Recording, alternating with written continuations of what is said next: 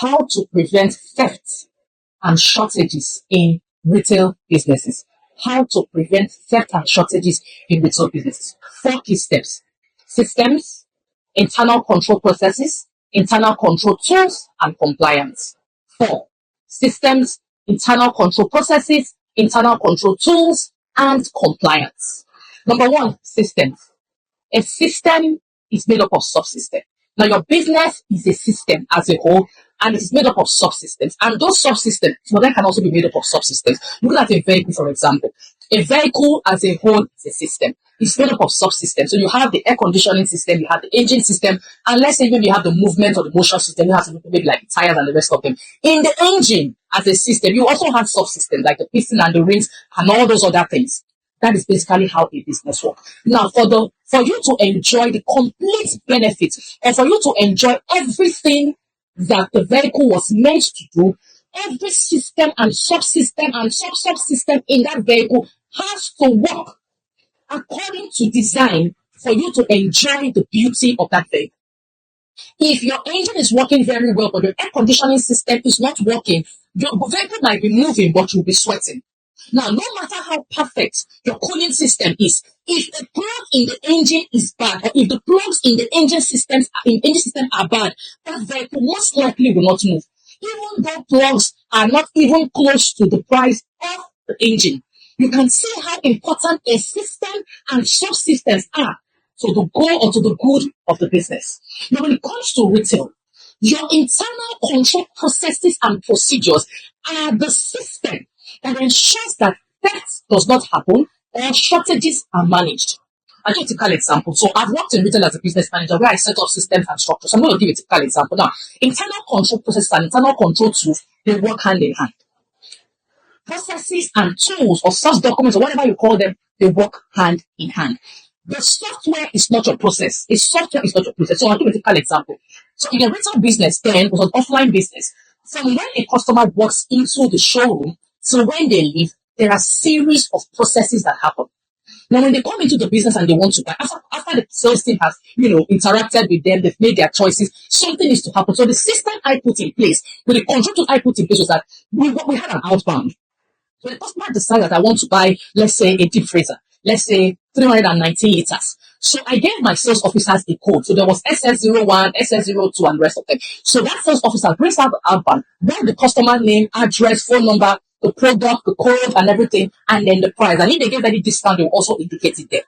Now, the customer takes that outbound and goes up to make payments.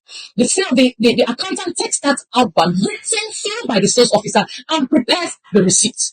We're using QuickBooks and prepares the receipt. When the receipt is done, they print out the receipt, they give it to the customer. The customer comes down with the payment receipt and the outbound. That outbound that was filled by the sales officers now goes to the store.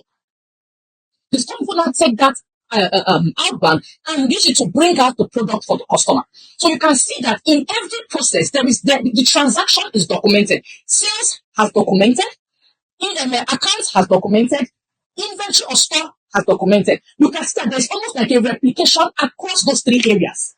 So even when the theft occurred, and there was one time the accountant was crashing system and stuff like that, we could get information from sales, we could get information from the inventory for everything that was happening. Now, that is a control process. Now, what are the internal control tools that we had?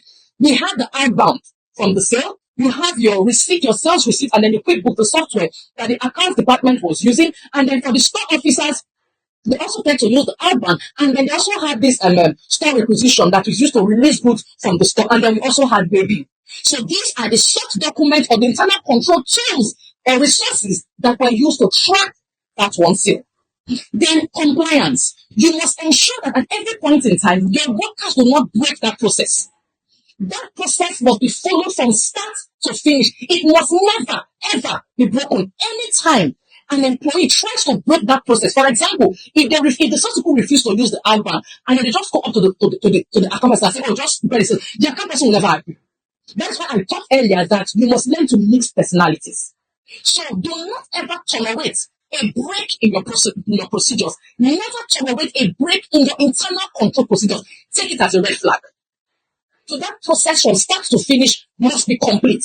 Then compliance ensures that if anybody tries to break that procedure, they're either giving a query, when I mean severe queries or severe punishment will have to be given, so that anybody who tries to make that mistake will not even consider it. So you must ensure, as management, this is where management comes in, leadership comes in, administration comes in. You must ensure that at no point in time, ever, must that flow be broken. So like I said, if your engine is working very well, but the plugs become bad, if you start your vehicle, issues will be there. So anytime you do not service the plugs or you do not change the plug, even though your engine itself, as an item, is working very well, because the plugs are bad and you will not fix them or service them, the vehicle will not function optimally. This is why you must upgrade processes, and policies must not be broken.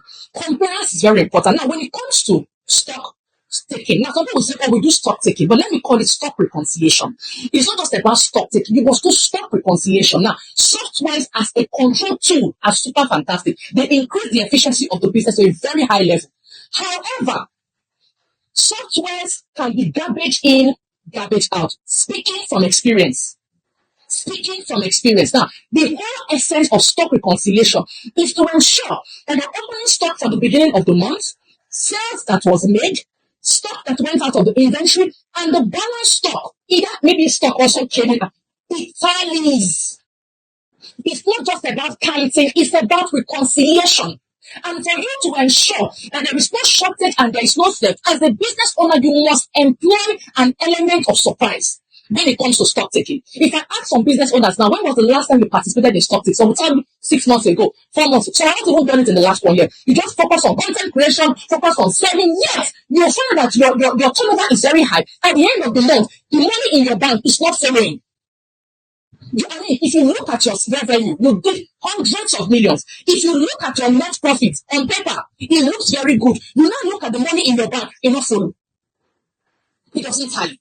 So as we plan systems, internal control processes, procedures, control measures, compliance, you see that element of reconciliation where sales, inventory, finance, and the balance inventory are reconciled. And when you part of the KPI for a stock person is 100% accuracy. When I was working with my managers and I said they should create KPIs, a lot of them were creating 95% accuracy for store, 90%. And I said, no. When it comes to accuracy for a store manager or for a store officer, it must be 100% accuracy. Don't give you. And I said, okay, if you do 95%, that 5%, who is paying for it? Who is paying for it? If I say you should pay now, will you pay? Say no. So you must understand, I'm going to say it again, systems, internal control processes, procedures, internal control tools, compliance, and reconciliation. You do not joke with these 4 things when it comes to a retail business. And you must ensure that at no point in time are your procedures broken. In fact, go hard on anybody who tries to break up, because the moment they start it, you have created chaos in the organization. I hope this helps. So if you know anybody who is in retail business, share this video with them. Don't forget to like.